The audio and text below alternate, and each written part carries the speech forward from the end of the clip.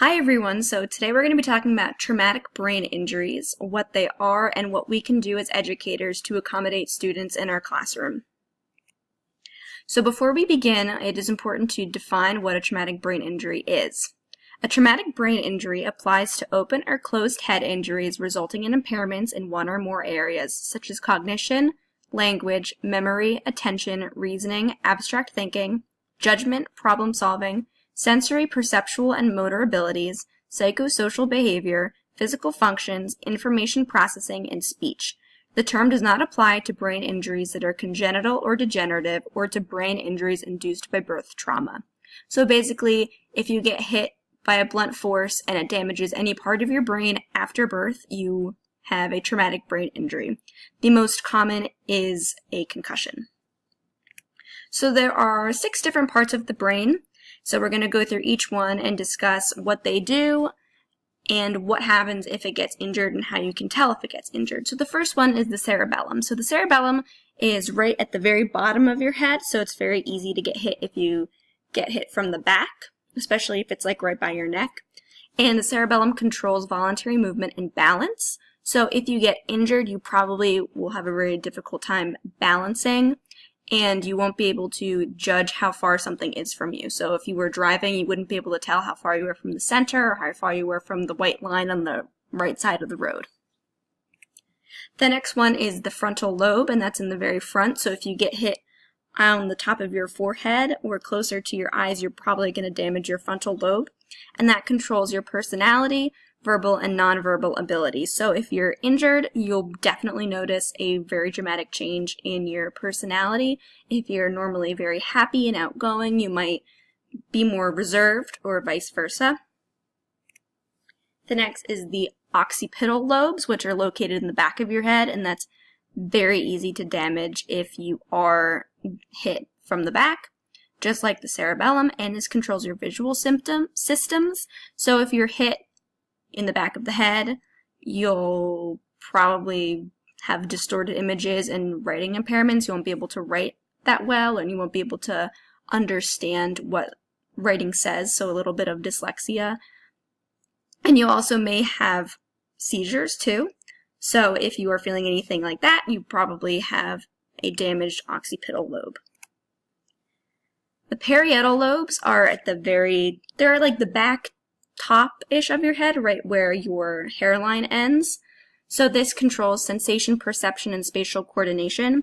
So if you are injured, you probably will have a difficult time writing and performing self-care skills, such as brushing your teeth, brushing your hair, putting on your socks, and you will also have a change in your personality as well. The temporal lobes are located in the center of your head, so it might be a little bit more difficult to damage this part, but if you get hit hard enough, you can definitely damage it.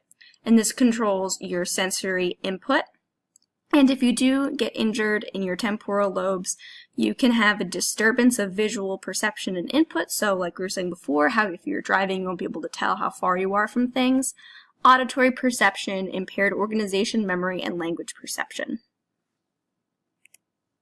The brainstem. The brainstem is located kind of in the center again, but closer to your temples. So if you get knocked in your temples, you probably can injure it that way. Or if you get hit hard enough from the back or the front, you can definitely damage it that way as well. And this controls your attention and consciousness. So if you get hit there, you're probably going down for a couple minutes, especially if it's very, very hard. And you probably will have a difficult time concentrating as well. So if you get a really bad concussion, it can take a while for you to, get your concentration back up to where it was before. So if you are a student and you get a traumatic brain injury, you're probably going to need a couple of accommodations. And as educators, it's really important to know some things just off the top of your head that you can do to help your student if they get a concussion or any other type of traumatic brain injury. So one of them is to allow students extra time on exams and assignments. You can have students use teachers' notes. So if your student is having a really difficult time writing down things or their organization skills are very poor, it's probably good to have a couple copies of your notes on hand just so they can take a break and know that they have the information without having to focus on taking notes the whole class. You can use written and oral instruction. This is especially important if they were injured really hard and it was a really traumatic experience for them, because it may impact their reading and writing skills, and it may impact their concentration skills as well. So using both will really help and make sure that the student knows what they should be doing during class. You can also allow students to take breaks. So if you use like block scheduling, for example, and your classes are 80 minutes or longer, the student can get up halfway through or every 20 minutes or so and just go get a drink of water, go to the bathroom, walk around a little bit so they can take a break from the classroom environment and relax a little bit.